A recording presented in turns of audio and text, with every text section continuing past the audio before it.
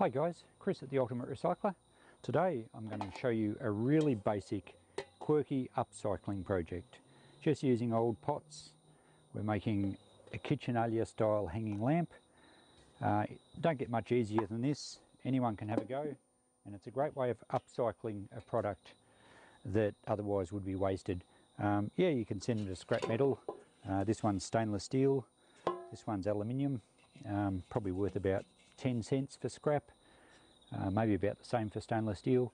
But why not use them or put them towards a practical second life rather than disposing of them in landfill or scrap. So I have a bit of a selection here. These stainless steel ones work fine. They're not too heavy. A little bit harder to drill a hole because it's a harder metal.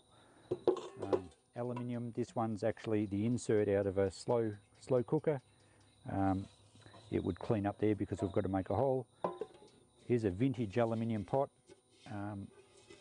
Great for that old style farm kitchen look. Look, this one's a cast aluminium one. The retro red would look pretty cool, but the black inside probably won't give you the best light. You don't have the reflective capabilities there.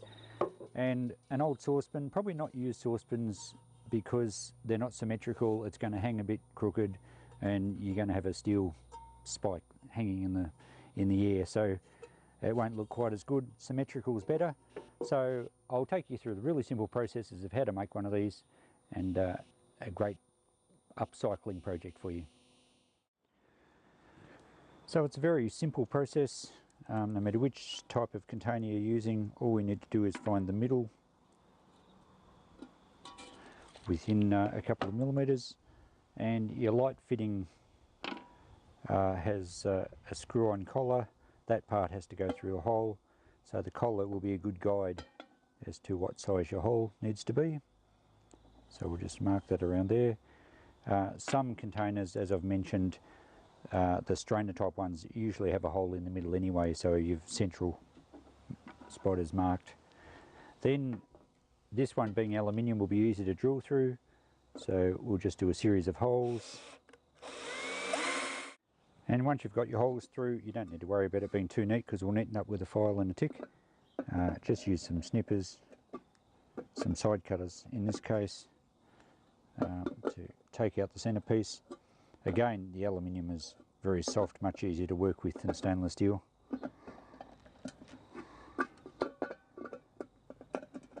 So the centerpiece is gone. Then it's just a matter of using a half round file and smoothing around. Just taking the black line off should give us the right size hole. So once you've filed the hole out just a bit past the black line, just to check it regularly. Obviously it's much easier to make a small hole a little larger than what it is to try and make a large hole smaller. So in this case it fits nice and snugly. I'll just run the file around underneath to take off any burrs. And we have a nice symmetrical central hole. I'll clean that up a little bit, and then it's just a matter of assembling.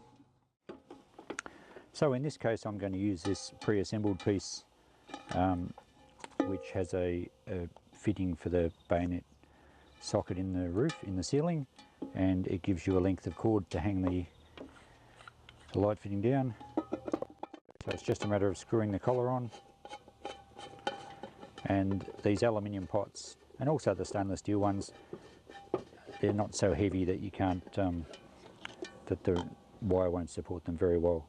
And there you have your finished light fitting, perfect in the Kitchenalia room in my shop. But I do sell these to people that just like upcycling and quirky light fittings. Now I could have used this one that I measured the hole with initially. The only trouble is, in Australia at least, you would need a qualified electrician to wire that one up for you if you're going to use it in your house. So there we go, very simple, very straightforward, and I'll show you a few of the other examples I've done to make your own kitchen style light fitting. So here's a couple of stainless steel ones I have hanging in the shop at the moment. I've used the larger modern bulbs that are quite dull. They're very low wattage, but it gives a nice atmosphere in the shop, and it enables me also to film these without it being so bright that it blinds the camera. But both these two I've got in the shop at the moment. They're stainless steel steamers or strainers or something. I'm not big in the kitchen, I'm sure you'll correct me, but they're great stainless steel, and it's very reflective too, and the dots all up the side give a really nice effect with dots around the walls. So really great quirky idea, I reckon. I saw this a while back and thought, I've got to make some of these, and in my job I get no shortage of these items. So thanks for watching. Hope you've enjoyed this little project. Be sure to subscribe to my channel and give us a thumbs up, and I'll see what else I can come up with.